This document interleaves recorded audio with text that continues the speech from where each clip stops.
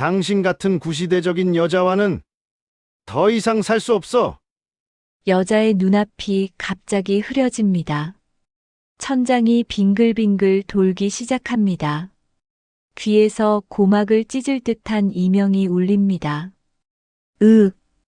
여자가 머리를 감싸쥐고 비틀거립니다. 연기하지 마. 그런 거 안 통해. 쿵! 둔탁한 소리. 여자가 바닥에 쓰러집니다. 의식이 희미해집니다. 마지막으로 들리는 것은 멀어지는 발소리. 새벽 공기, 국도변 버스 정류장. 여자는 깨닫습니다. 자신이 버려졌다는 것을. 오른손만으로도 다시 시작할 수 있어요. 40대 후반 15년 떡 공방 운영자. 남편의 배신으로 뇌졸중에 쓰러지고 인적 드문 국도변에 버려진 여자. 그녀는 어떻게 다시 일어섰을까? 이것은 부서진 손끝에서 다시 빚어낸 한 여자의 진짜 이야기입니다. 시청자 여러분 안녕하세요. 별빛 인생 은빛 사연입니다. 여러분의 응원은 더 좋은 이야기를 만들게 하는 힘이 됩니다. 오늘도 따뜻한 하루가 되시길 바라며 사연을 시작하겠습니다. 당신 같은 구시대적인 여자와는 더 이상 살 수 없어. 남자의 목소리가 얼어붙은 거실을 가득 채웠습니다. 탁자 위로 서류 몇 장이 미끄러졌고 여자는 그것을 내려다보았습니다. 이혼 합의서였습니다. 밤 11시 공방 안쪽 주거 공간은 깊은 어둠에 잠겨 있었습니다. 냉장고 모터 소리만이 낮게 웅웅거렸습니다. 형광등 하나가 깜빡이며 두 사람의 얼굴을 번갈아 비쳤습니다. 한 사람은 차갑게 굳어 있었고 다른 한 사람은 서서히 무너져 내리고 있었습니다. 여자는 손끝으로 서류 모서리를 쓸었습니다. 종이가 스치는 소리가 유난히 날카롭게 들렸습니다. 40년을 함께 산 시간이 이렇게 가볍게 정리되는 것일까요? 15년간 떡을 빚으며 쌓아 올린 삶이 단 몇 장의 종이로 끝나는 것일까요? 공방 부지는 내 명의예요. 여자가 낮게 말했습니다. 목소리는 떨리지 않았지만 손은 미세하게 흔들렸습니다. 남자는 비웃듯 한숨을 내쉬었습니다. 그래서 더 문제지. 3년 안에 재개발 들어와. 보상금만 30억은 나온다고. 그런데 당신은 뭘 할 건데? 떡이나 빚으면서 그 돈을 다 날릴 거야? 남자의 말투는 점점 거칠어졌습니다. 정장 재킷은 소파에 던져져 있었고 와이셔츠 소매는 팔꿈치까지 거쳐 있었습니다. 대기업 자회사 부동산 개발팀장이라는 직함이 무색하게 그의 표정은 냉소로 일그러져 있었습니다. 여자는 천천히 고개를 들었습니다. 형광등 불빛 아래 그녀의 얼굴에는 주름이 선명했습니다. 40대 후반의 세월이 새겨진 얼굴이었습니다. 하지만 눈빛만은 여전히 단단했습니다. 15년이에요. 내가 이 공방에 쏟은 시간이요. 당신은 그 시간을 한 번이라도 존중한 적 있나요? 존중? 남자가 비웃었습니다. 떡 파는 게 뭐가 대단하다고. 요즘 시대에 누가 전통 떡을 찾아? 온라인 베이커리가 얼마나 많은데. 여자는 대답하지 않았습니다. 대신 그녀는 자신의 손을 내려다보았습니다. 찹쌀 가루를 치대고 팥소를 빚고 인절미를 썰어낸 손이었습니다. 섬세하고 정확한 손놀림은 그녀의 자부심이었습니다. 단골 손님들은 서연 씨 손은 예술이라고 말했습니다. 하지만 그 손이 남편에게는 아무 의미가 없었습니다. 서류에 사인만 해. 그럼 당신도 편하고 나도 편해. 남자가 펜을 내밀었습니다. 여자는 그것을 받지 않았습니다. 남자의 얼굴이 일그러졌습니다. 왜 이렇게 고집 부리는 거야? 어차피 당신은 혼자서는 아무것도 못해. 그 순간 여자의 눈빛이 변했습니다. 당신 그 여자랑 재혼하려고 이러는 거죠? 침묵이 흘렀습니다. 냉장고 모터 소리가 멈췄고 거실은 완전한 정적에 빠졌습니다. 남자는 고개를 돌렸습니다. 대답 대신 그의 침묵이 모든 것을 증명했습니다. 여자는 천천히 일어났습니다. 다리가 휘청거렸지만 그녀는 버텼습니다. 그리고 남자를 똑바로 바라보았습니다. 안 돼요. 절대로. 뭐? 남자의 목소리가 높아졌습니다. 내가 뭔데 안 된다고 해? 내 인생이야. 공방도 내 인생이에요. 두 사람의 목소리가 부딪혔습니다. 거실 공기가 팽팽하게 당겨졌습니다. 남자는 주먹을 쥐었다 폈다를 반복했고 여자는 숨을 몰아쉬었습니다. 그때였습니다. 여자의 눈앞이 갑자기 흐려졌습니다. 천장의 형광등이 빙글빙글 돌기 시작했습니다. 귀에서는 고막을 찢을 듯한 이명이 울렸습니다. 머리 한쪽이 쪼개질 듯 아팠습니다. 여자가 머리를 감싸쥐고 비틀거렸습니다. 남자는 잠시 놀란 표정을 지었습니다. 하지만 그뿐이었습니다. 그는 다가가지 않았습니다. 연기하지 마. 그런 거 안 통해. 여자는 대답하지 못했습니다. 온몸의 힘이 빠져나갔습니다. 무릎이 꺾였고 바닥이 가까워졌습니다. 쿵, 둔탁한 소리와 함께 그녀는 쓰러졌습니다. 의식이 희미해졌습니다. 마지막으로 본 것은 천장에 깜빡이는 형광등이었습니다. 마지막으로 들은 것은 남자의 발소리였습니다. 멀어지는 발소리였습니다. 그리고 어둠이 찾아왔습니다. 시간이 얼마나 흘렀을까요? 여자는 차가운 무언가를 느꼈습니다. 바람이었습니다. 얼굴을 스치는 새벽 공기였습니다. 눈을 뜨려 했지만 눈꺼풀이 납처럼 무거웠습니다. 몸을 움직이려 했지만 팔다리가 말을 듣지 않았습니다. 어디인지 알 수 없었습니다. 아스팔트 냄새가 났고 멀리서 차 소리가 들렸습니다. 인적이 드문 곳이었습니다. 희미한 의식 속에서 여자는 깨달았습니다. 자신이 버려졌다는 것을. 새벽 공기는 점점 차가워졌고 어둠은 점점 짙어졌습니다. 여기 사람 있어요. 빨리 좀 와주세요. 여자의 목소리가 새벽 어둠을 찢었습니다.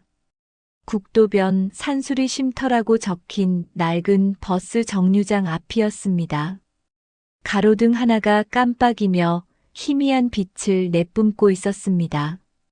박미경은 숨을 헐떡이며 쓰러진 사람 옆에 무릎을 꿇었습니다. 60대 초반의 간호사였습니다.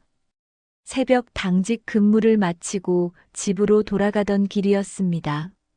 차 앞 유리에 비친 무언가가 그녀의 발을 멈추게 했습니다. 정류장 벤치 아래 여자가 쓰러져 있었습니다. 미경은 재빨리 맥박을 확인했습니다. 약했지만 뛰고 있었습니다. 체온은 차갑게 식어 있었고 입술은 파랗게 변해 있었습니다. 얼굴 한쪽이 축 처져 있었습니다. 전형적인 뇌졸중 증상이었습니다. 꽉 참아요. 금방 도착할 거예요.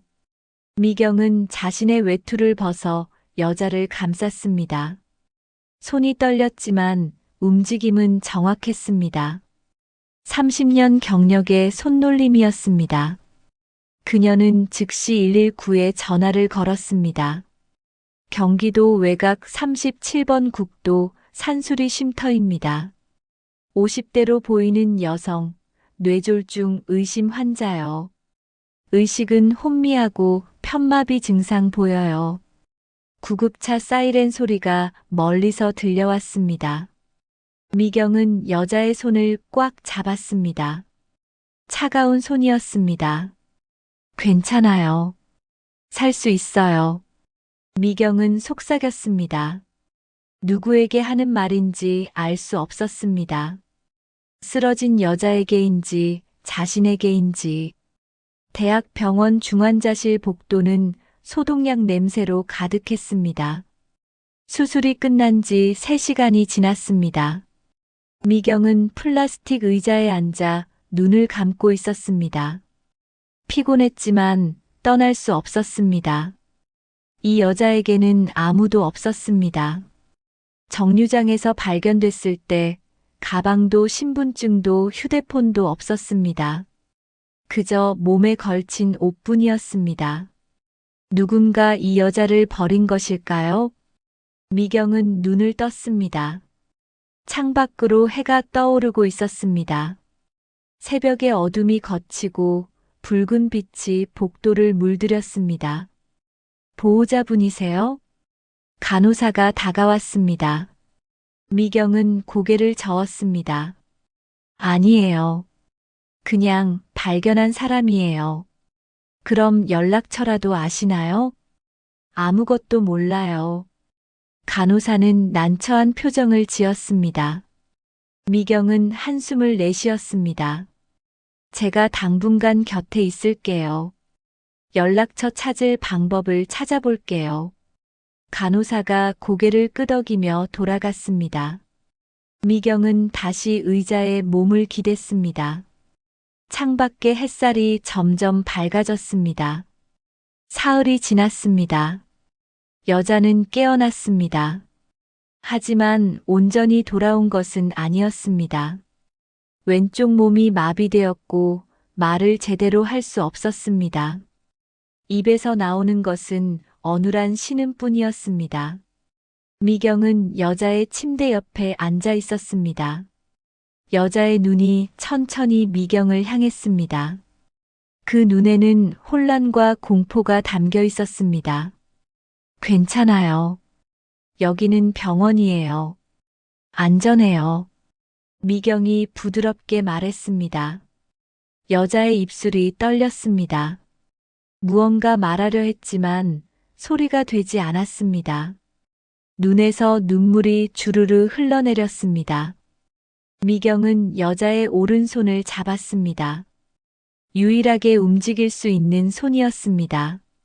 천천히요. 시간 있어요. 여자는 고개를 돌렸습니다. 창밖을 바라보았습니다. 햇살이 밝았지만 그녀의 눈에는 빛이 없었습니다. 일주일 후 미경은 병원 행정실에서 한 통의 전화를 받았습니다. 환자 신원 파악됐어요. 이름은 이서연. 서울 마포구 거주자로 나와 있어요. 보호자 연락처도 찾았고요. 미경은 안도의 한숨을 내쉬었습니다. 드디어 이 여자에게도 누군가가 올 것입니다. 하지만 그날 오후 병실 문을 열고 들어온 사람을 보고 미경은 놀랐습니다. 20대 초반으로 보이는 젊은 여성이었습니다. 얼굴은 창백했고 눈은 붉게 부어 있었습니다. 엄마. 여성이 떨리는 목소리로 말했습니다. 침대 위에 서연을 보자마자 그녀는 그 자리에서 무너졌습니다. 무릎을 꿇고 흐느꼈습니다. 엄마, 왜 이렇게 됐어요? 왜? 서연은 딸을 바라보았습니다. 입술이 떨렸고 오른손이 미세하게 움직였습니다. 하지만 아무 말도 할 수 없었습니다. 미경은 조용히 병실을 나왔습니다.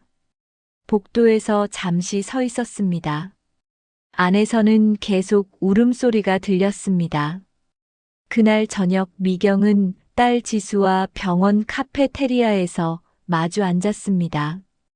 지수는 종이컵을 두 손으로 감싸 쥐고 있었습니다. 차는 식어 있었습니다. 아버지가 그랬어요. 지수가 낮게 말했습니다. 엄마는 돌아가셨다고. 심장마비로 갑자기 돌아가셨다고 거짓말했어요. 미경은 아무 말도 하지 않았습니다. 지수는 계속 말했습니다. 엄마 연락이 안 되길래 이상했어요. 아버지한테 물어봤더니 차갑게 말하더라고요. 엄마는 이제 없다고. 장례는 조용히 치렀다고. 근데 장소도 안 알려주고 유골함도 보여주지 않았어요. 지수의 목소리가 떨렸습니다. 그래서 계속 알아봤어요. 병원도 찾아보고 경찰서도 갔어요. 그러다가 오늘 여기서 연락이 왔어요. 미경은 지수의 손을 덮었습니다. 지금부터가 중요해요. 어머니는 살아계세요. 그게 가장 중요한 거예요. 지수는 고개를 끄덕였습니다. 하지만 눈물은 멈추지 않았습니다. 근데 간호사님, 엄마는 다시 괜찮아질 수 있나요? 저 학교 다니면서 엄마 돌볼 수 있을까요? 미경은 지수를 똑바로 바라보았습니다. 힘들 거예요. 하지만 불가능하지 않아요. 재활은 긴 싸움이에요. 어머니도 당신도 준비해야 해요. 지수는 입술을 깨물었습니다. 그리고 천천히 고개를 끄덕였습니다. 할 거예요. 아버지는 엄마를 버렸지만 저는 안 그럴 거예요. 미경은 지수의 단단한 눈빛을 보았습니다. 20대 초반의 어린 얼굴이었지만 그 눈에는 결연함이 담겨 있었습니다. 밤이 깊어졌습니다. 병실 창밖으로 도시의 불빛이 반짝였습니다. 서연은 천장을 바라보고 있었습니다. 왼손은 여전히 축 처져 있었고 입은 여전히 말을 할 수 없었습니다. 하지만 그녀는 알고 있었습니다. 자신이 아직 살아있다는 것을, 그리고 이제 싸워야 한다는 것을. 서연의 왼손은 더 이상 떡을 빚을 수 없었습니다. 재활치료실 오후 2시였습니다. 창밖으로 햇살이 쏟아졌지만 서연의 얼굴에는 그늘이 져 있었습니다. 물리치료사가 그녀의 왼팔을 천천히 들어 올렸습니다. 팔은 무겁게 축 처졌습니다. 힘 좀 주세요. 천천히 조금만. 서연은 이를 악물었습니다. 온 신경을 왼손 끝에 집중했습니다. 하지만 손가락 하나 움직이지 않았습니다. 마치 자신의 손이 아닌 것처럼 낯선 물체처럼 느껴졌습니다. 15년간 찹쌀 가루를 치대고 팥소를 빚고 송편을 빚어낸 그 손이었습니다. 이제는 숟가락조차 제대로 쥘 수 없었습니다. 물리치료사가 조심스럽게 팔을 내려놓았습니다. 서연은 고개를 돌렸습니다. 눈시울이 붉어졌지만 눈물은 흘리지 않았습니다. 퇴원 후 서연과 지수는 미경이 마련해준 시골 마을의 작은 집에 머물렀습니다. 보건소 근처 단층 주택이었습니다. 방 2개의 작은 마당이 딸린 집이었습니다. 서울로 돌아갈 수는 없었습니다. 재우가 공방 문을 잠가버렸고 집에도 들어갈 수 없었습니다. 지수는 학교를 휴학했습니다. 아침부터 저녁까지 어머니 곁을 지켰습니다. 밥을 먹이고 옷을 갈아입히고 화장실에 데려갔습니다. 20대 초반의 손은 거칠어졌고 얼굴은 여위어 갔습니다. 어느 날 저녁 지수는 부엌에서 설거지를 하다가 그릇을 떨어뜨렸습니다. 깨지는 소리가 크게 울렸습니다. 지수는 그대로 주저앉았습니다. 어깨가 떨렸습니다. 왜 이렇게 됐을까요? 서연은 안방 창가에 앉아 그 모습을 바라보았습니다. 입술을 움직였지만 말이 되지 않았습니다. 오른손으로 휠체어 팔걸이를 꽉 잡았습니다. 손등에 핏줄이 튀어나왔습니다. 미안했습니다. 딸에게 너무 미안했습니다. 다음 날 미경이 집을 찾아왔습니다. 손에는 비닐봉지 하나가 들려 있었습니다. 오늘은 특별한 걸 가져왔어요. 미경은 식탁에 봉지를 풀었습니다. 찹쌀가루 한 봉지, 팥 한 봉지, 설탕 한 봉지가 나왔습니다. 서연의 눈이 커졌습니다. 서연 씨, 떡 만들어 봐요. 미경이 말했습니다. 지수가 깜짝 놀라 미경을 바라보았습니다. 간호사님, 엄마는 지금 왼손을 못 쓰는데요. 그래서 오른손으로 해보라는 거예요. 미경은 서연을 똑바로 바라보았습니다. 15년 동안 떡을 빚었잖아요. 오른손도 기억하고 있을 거예요. 왼손이 안 된다면 오른손만으로 해보세요. 완벽하지 않아도 돼요. 그냥 해보는 거예요. 서연은 식탁을 바라보았습니다. 찹쌀가루 봉지가 햇살을 받아 하얗게 빛났습니다. 심장이 두근거렸습니다. 두려웠습니다. 실패할까봐 무서웠습니다. 하지만 미경의 눈빛은 단단했습니다. 서연은 식탁 앞에 앉았습니다. 지수가 찹쌀가루를 그릇에 담고 물을 조금씩 부었습니다. 서연은 오른손을 천천히 뻗었습니다. 손끝이 가루에 닿았습니다. 차갑고 부드러운 감촉이었습니다. 서연은 손가락으로 가루를 치댔습니다. 천천히 조심스럽게. 왼손이 없으니 힘을 주기 어려웠습니다. 반죽이 한쪽으로 흘러내렸습니다. 지수가 그릇을 잡아주었습니다. 천천히 하세요, 엄마. 서연은 계속 반죽을 치댔습니다. 손목이 아팠지만 멈추지 않았습니다. 시간이 얼마나 지났을까요? 반죽이 조금씩 뭉쳐지기 시작했습니다. 미경은 옆에서 조용히 지켜보았습니다. 아무 말도 하지 않았습니다. 지수도 숨을 죽이고 있었습니다. 서연은 반죽 한 덩어리를 떼어냈습니다. 오른손 손바닥에 올려놓고 천천히 둥글렸습니다. 모양이 찌그러졌습니다. 크기도 제각각이었습니다. 하지만 분명 떡이었습니다. 서연은 그것을 내려다보았습니다. 눈물이 뚝 떨어졌습니다. 반죽 위로 눈물이 떨어져 스며들었습니다. 서연은 손등으로 눈물을 닦았습니다. 그리고 다시 반죽을 빚었습니다. 1개, 2개, 3개. 작고 삐뚤빼뚤한 떡들이 접시 위에 쌓여갔습니다. 미경은 그 떡들을 서연의 마음떡이라 이름 지었습니다. 다음 날 마을 회관에 가져가 어르신들께 나누어 드렸습니다. 이게 뭐야, 떡이야? 한 할머니가 떡을 집어들었습니다. 모양은 울퉁불퉁했지만 맛은 괜찮았습니다. 쫄깃하고 고소했습니다. 누가 만들었어? 서연 씨요. 뇌졸중 앓으신 분. 오른손만으로 만드셨대요. 오른손만으로? 어르신들의 눈빛이 달라졌습니다. 떡을 다시 바라보았습니다. 작고 어설픈 떡이었지만 이제는 다르게 보였습니다. 대단하네.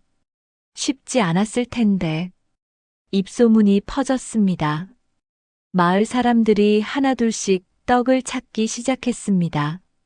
지수는 그 모습을 휴대폰으로 찍었습니다. 어머니가 오른손으로 떡을 빚는 모습, 작은 떡들이 접시에 쌓이는 모습, 마을 어르신들이 떡을 드시는 모습을 담았습니다. 그리고 조심스럽게 온라인에 올렸습니다. 오른손으로 다시 빚는 희망이라는 제목을 달았습니다. 일주일 후 영상 조회수가 10만을 넘었습니다. 댓글이 수백 개 달렸습니다. 감동이에요. 응원합니다. 저희 어머니도 뇌졸중을 앓으셨어요. 이 영상 보고 용기를 얻었어요. 떡 한번 먹어보고 싶네요. 어디서 살 수 있나요? 지수는 댓글을 하나하나 읽으며 눈물을 흘렸습니다. 서연도 휴대폰 화면을 바라보았습니다. 입술이 떨렸습니다. 미경은 두 사람의 어깨를 감싸 안았습니다. 이제 시작이에요. 진짜 시작이에요. 한 달 후 서연과 지수는 마을 외곽의 작은 창고 하나를 빌렸습니다. 월세는 싸지 않았지만 온라인 주문으로 번 돈으로 충분히 감당할 수 있었습니다. 창고 앞에 작은 간판을 걸었습니다. 다시 서연의 떡. 서연은 간판을 올려다보았습니다. 오른손으로 간판 기둥을 쓸어내렸습니다. 차갑고 단단한 금속이었습니다. 왼손은 여전히 움직이지 않았습니다. 말도 여전히 어눌했습니다. 하지만 이제 서연은 알고 있었습니다. 부서진 것에서도 무언가 시작할 수 있다는 것을. 그녀는 천천히 고개를 끄덕였습니다. 그리고 창고 안으로 들어갔습니다. 거기에는 찹쌀가루 자루들이 쌓여 있었고 새 작업대가 놓여 있었습니다. 서연은 오른손을 펼쳤습니다. 그리고 다시 떡을 빚기 시작했습니다. 김재우 씨 맞으시죠? 보호자 연락처 좀 알려주세요. 전화기 너머로 낯선 여자의 목소리가 들렸습니다. 지수는 설거지하던 손을 멈추고 휴대폰을 귀에 댔습니다. 오후 3시 창고 뒤편 작은 주방이었습니다. 저는 김재우의 딸인데요. 무슨 일이세요? 아, 따님이시군요. 산수리 보건소입니다. 김재우 씨가 오늘 새벽에 쓰러진 채 발견됐어요. 지금 대학병원으로 이송됐고요. 지수는 숨이 멎는 것 같았습니다. 산수리. 그곳은 1년 전 어머니가 버려졌던 바로 그 장소였습니다. 전화를 끄는 지수는 한참 동안 멍하니 서 있었습니다. 손이 떨렸습니다. 분노인지 놀라움인지 알 수 없었습니다. 서연은 작업대 앞에서 떡을 빚고 있었습니다. 오른손이 능숙하게 반죽을 둥글렸습니다. 왼손은 여전히 무릎 위에 가만히 놓여 있었지만 이제 오른손만으로도 꽤 괜찮은 떡을 만들 수 있었습니다. 엄마. 지수가 조심스럽게 불렀습니다. 서연은 손을 멈추고 딸을 바라보았습니다. 지수의 얼굴이 창백했습니다. 아빠가 쓰러졌대요. 서연의 눈이 흔들렸습니다. 지수는 천천히 말을 이었습니다. 산수리에서 발견됐대요. 엄마가 버려졌던 그 정류장 근처에서요. 서연은 반죽에서 손을 떼었습니다. 오른손에 묻은 가루를 천천히 털어냈습니다. 입술이 움직였습니다. 볼래요? 어눌했지만 분명한 말이었습니다. 지수는 고개를 끄덕였습니다. 병원 복도는 1년 전 서연이 누워있던 그 복도와 똑같았습니다. 소독약 냄새, 형광등 불빛, 플라스틱 의자. 모든 것이 낯익었습니다. 미경이 함께 왔습니다. 세 사람은 중환자실 앞에 섰습니다. 유리창 너머로 침대 하나가 보였습니다. 그 위에 김재우가 누워 있었습니다. 서연은 유리창에 손을 댔습니다. 오른손이었습니다. 재우는 훨씬 늙어 보였습니다. 머리는 반쯤 휘어졌고 얼굴은 푹 꺼져 있었습니다. 눈은 감겨 있었지만 눈꺼풀이 미세하게 떨리고 있었습니다. 온몸이 마비되었다고 했습니다. 말도 할 수 없다고 했습니다. 서연은 오랫동안 그를 바라보았습니다. 그때 복도 저쪽에서 빠른 발소리가 들렸습니다. 지수였습니다. 그녀는 병실 문을 열고 안으로 들어갔습니다. 김재우. 지수의 목소리가 날카로웠습니다. 서연과 미경은 급히 뒤따라 들어갔습니다. 지수는 침대 옆에 서서 재우를 내려다보았습니다. 재우는 눈을 떴습니다. 딸을 보자 그의 눈에서 눈물이 흘러내렸습니다. 왜 울어요? 당신이 울 자격 있어요? 지수의 목소리가 떨렸습니다. 엄마한테 한 짓 기억해요? 쓰러진 엄마를 이 근처에 버렸잖아요. 신분증도 다 뺐고 짐짝처럼 내버렸잖아요. 재우의 눈에서 눈물이 계속 흘렀습니다. 입술이 떨렸지만 말은 나오지 않았습니다. 당신은 아버지도 아니에요. 그냥 괴물이에요. 지수는 돌아서려 했습니다. 하지만 서연이 그녀의 팔을 잡았습니다. 왼손이 아닌 오른손으로 꽉 잡았습니다. 엄마. 됐어요. 서연은 어눌하게 말했습니다. 그리고 재우를 바라보았습니다. 두 사람의 눈이 마주쳤습니다. 재우는 울고 있었습니다. 서연은 울지 않았습니다. 그저 조용히 차갑게 그를 바라볼 뿐이었습니다. 밤이 되었습니다. 서연과 미경, 지수는 병원 카페테리아에 앉아 있었습니다. 지수는 손으로 얼굴을 감싸고 있었습니다. 미안해요, 엄마. 제가 너무 감정적이었어요. 서연은 고개를 저었습니다. 그리고 종이컵을 들어 물을 한 모금 마셨습니다. 오른손으로 컵을 쥐는 것도 이제 익숙했습니다. 미경이 조용히 물었습니다. 어떻게 하실 거예요? 서연은 창밖을 바라보았습니다. 밤하늘에 별이 보였습니다. 그녀는 천천히 말했습니다. 치료비 낼게요. 지수가 깜짝 놀라 어머니를 바라보았습니다. 엄마, 왜요? 왜 그 사람을 도와줘요? 서연은 딸의 손을 잡았습니다. 지수야. 용서는. 말이 끊겼습니다. 서연은 숨을 고르고 다시 말했습니다. 용서는 그 사람 위한 게 아니에요. 그럼요. 나를 위한 거예요. 미움에 갇히지 않으려고. 내가 자유로우려고. 지수는 어머니의 눈을 바라보았습니다.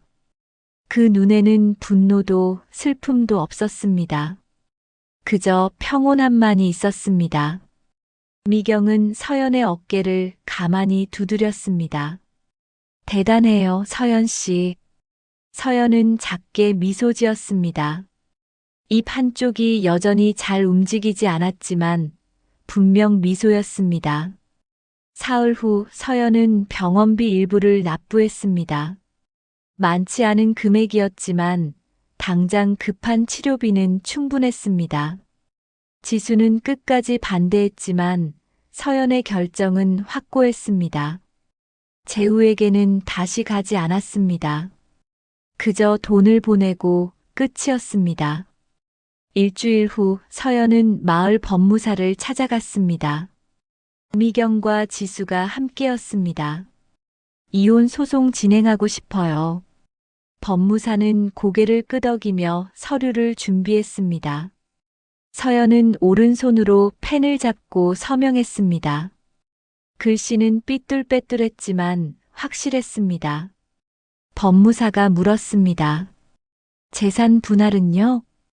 공방부지만 제 명의로 남기면 돼요. 나머지는 필요 없어요. 지수가 놀라 어머니를 바라보았습니다. 엄마, 그건 너무 손해예요. 서연은 고개를 저었습니다. 아니에요. 나는 떡만 있으면 돼요. 한 달 후 이혼이 성립되었습니다. 서연은 정식으로 자유로워졌습니다. 그날 밤 다시 서연의 떡 창고에는 작은 축하 모임이 열렸습니다. 미경과 지수, 그리고 마을 어르신 몇 분이 모였습니다.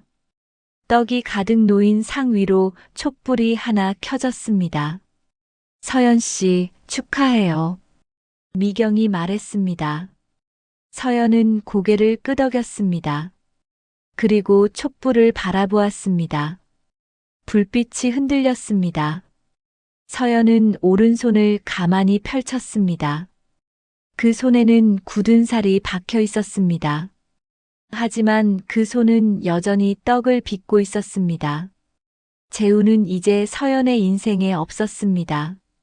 그는 과거가 되었고 서연은 현재를 살고 있었습니다. 지수가 어머니 옆에 앉아 손을 잡았습니다. 엄마, 이제 괜찮아요? 서연은 딸을 바라보았습니다. 그리고 천천히 말했습니다. 응, 이제 괜찮아. 촛불이 계속 타올랐습니다. 창고 안은 따뜻했고 떡 냄새가 가득했습니다. 밖에서는 바람이 불었지만 안은 고요했습니다. 서연은 눈을 감았습니다. 그리고 속으로 생각했습니다. 이제 진짜 시작이라고. 엄마, 저 결혼해요. 지수의 목소리는 떨렸지만 눈빛은 단단했습니다. 봄날 오후 다시 서연의 떡 창고 앞 작은 평상이었습니다. 햇살이 따뜻했고 매화나무에서 꽃향기가 번졌습니다. 서연은 손에 들고 있던 떡을 내려놓았습니다. 그리고 딸을 바라보았습니다. 지수는 26이 되어 있었습니다. 5년이라는 시간이 흘렀습니다.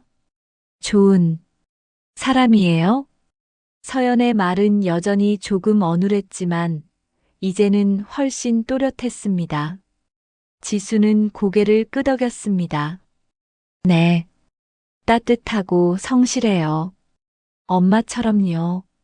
서연은 미소 지었습니다. 왼쪽 입꼬리도 이제는 조금씩 올라갔습니다. 재활은 끝나지 않았지만 많이 나아졌습니다. 왼손도 이제는 가벼운 물건 정도는 잡을 수 있었습니다. 축하해요. 지수야. 서연은 딸의 손을 잡았습니다. 오른손으로 꽉 잡았습니다. 지수는 어머니의 손을 꼭 쥐고 눈물을 흘렸습니다. 다시 서연의 떡은 이제 제법 큰 공방이 되어 있었습니다. 온라인 주문은 하루에 수십 건씩 들어왔고 서울의 백화점 몇 곳에서 입점 제안이 들어오기도 했습니다. 서연은 거절했습니다. 커지는 것보다 진심을 유지하는 것이 중요했습니다. 공방 수익금 일부는 뇌졸중 환자 재활센터에 기부되었습니다. 미경 간호사가 연결해준 곳이었습니다. 매달 작은 금액이었지만 꾸준히 이어졌습니다. 어느 날 오후 재활센터 원장이 공방을 찾아왔습니다. 60대 중반의 남자 의사였습니다.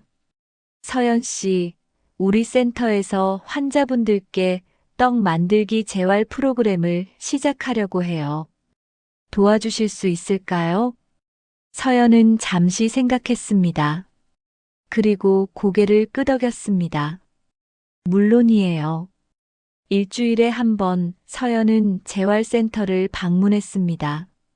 환자들과 함께 앉아 떡을 빚었습니다. 오른손만으로 빚는 법을 가르쳤습니다. 처음에는 모두 서툴렀습니다. 하지만 시간이 지나며 작은 떡들이 하나둘씩 만들어졌습니다. 한 환자가 울면서 말했습니다. 선생님, 저도 할 수 있네요. 저도 뭔가 만들 수 있어요. 서연은 그 손을 잡아주었습니다. 당연해요. 우리는 할 수 있어요. 지수의 결혼식은 가을에 열렸습니다. 조촐한 시기였습니다. 시골 마을 작은 예식장이었고 하객은 50명 남짓이었습니다. 미경 간호사와 마을 어르신들, 그리고 지수의 친구들이 왔습니다. 서연은 한복을 입었습니다. 지수가 골라준 연보라색 한복이었습니다. 거울을 보니 낯선 자신이 보였습니다. 주름은 깊어졌지만 눈빛은 평온했습니다. 엄마 예뻐요. 지수가 어머니 뒤에 서서 어깨를 감싸 안았습니다. 서연은 거울 속 딸을 바라보았습니다. 웨딩드레스를 입은 딸은 빛나고 있었습니다. 너도 예뻐. 두 사람은 한참 동안 그렇게 서 있었습니다. 식장 입구에서 서연은 딸의 손을 잡았습니다. 오른손으로 꽉 잡았습니다. 왼손은 가만히 내려놓았습니다. 문이 열렸고 음악이 흘러나왔습니다. 복도를 걸으며 서연은 생각했습니다. 5년 전 칠흑 같은 새벽에 버려졌던 자신을, 말도 못하고 손도 못 쓰던 자신을, 절망 속에서 오른손으로 첫 떡을 빚던 순간을, 그 모든 순간이 지금 이 순간으로 이어졌습니다. 서연은 단상 앞에 섰습니다. 지수의 손을 놓고 사위에게 넘겨주었습니다. 젊은 청년은 정중하게 인사했습니다. 그의 눈빛은 맑고 따뜻했습니다. 서연은 자리에 앉았습니다. 눈물이 흘렀지만 슬프지 않았습니다. 오히려 충만했습니다. 평생 느껴보지 못한 행복이었습니다. 그해 겨울 서연은 한 통의 전화를 받았습니다. 재우가 사망했다는 소식이었습니다. 요양병원에서 조용히 숨을 거두었다고 했습니다. 장례식이 있었습니다. 서연은 가지 않았습니다. 지수도 가지 않았습니다. 대신 서연은 그날 공방에서 떡을 빚었습니다. 평소처럼 오른손으로 반죽을 치대고 둥글게 빚었습니다. 떡 하나를 완성하고 조용히 바라보았습니다. 이제 끝이네요. 미경이 옆에 앉아 물었습니다. 괜찮아요? 서연은 고개를 끄덕였습니다. 네. 이제 정말 괜찮아요. 그녀는 재우를 미워하지 않았습니다. 용서했기 때문이 아니었습니다. 그저 더 이상 그와 연결되어 있지 않았기 때문이었습니다. 그는 과거였고 서연은 현재를 살고 있었습니다. 봄이 다시 왔습니다. 서연은 새벽마다 공방 문을 열었습니다. 작업대 위에는 찹쌀가루 자루와 팥 한 통이 놓여 있었습니다. 서연은 앞치마를 두르고 손을 씻었습니다. 오른손, 그리고 조금씩 움직이는 왼손을 떡을 빚기 시작했습니다. 반죽이 손안에서 부드럽게 뭉쳐졌습니다. 서연은 그 감촉을 느끼며 생각했습니다. 인생의 가장 큰 불행이라고 여겼던 그 끔찍한 사건이 역설적으로 자신을 미움과 속박에서 해방시켰다고, 진정한 자아를 찾게 해주었다고. 서연은 이제 더 이상 남편에게 버려진 여자가 아니었습니다. 다시 서연의 떡을 일군 사업가였고, 딸과 사위를 둔 어머니였고, 미경 간호사라는 생명의 은인이자 자매 같은 친구를 둔 행복한 사람이었습니다. 창밖으로 햇살이 쏟아졌습니다. 매화나무에 꽃이 피고 있었습니다. 서연은 잠시 손을 멈추고 창밖을 바라보았습니다. 떡처럼 그녀의 삶도 가장 고통스러운 과정을 거쳐 가장 아름다운 결실을 맺었습니다. 서연은 다시 떡을 빚었습니다. 오른손이 능숙하게 반죽을 둥글렸습니다. 작고 하얀 떡이 완성되었습니다. 그녀는 그것을 접시에 조심스럽게 올려놓았습니다. 그리고 작게 미소 지었습니다. 인생은 때로 우리를 무너뜨립니다. 하지만 그 무너짐 속에서 우리는 다시 일어서는 법을 배웁니다. 부서진 손으로도 다시 무언가를 빚을 수 있다는 것을 깨닫습니다. 서연의 이야기는 그렇게 끝났습니다. 아니, 끝난 것이 아니라 시작된 것이었습니다. 오늘도 그녀는 떡을 빚고 있습니다. 그리고 그 떡 하나하나에는 다시 살아낸 삶의 온기가 담겨 있습니다. 별빛 인생 은빛 사연 시청자 여러분, 오늘 이야기 어떠셨나요? 여러분의 구독과 좋아요, 그 마음 하나가 제게는 정말 큰 응원이 됩니다. 여러분의 하루가 별빛처럼 반짝이고 마음이 은빛처럼 편안하길 진심으로 응원합니다. 항상 함께 해주셔서 감사합니다. 그리고 진심으로 사랑합니다.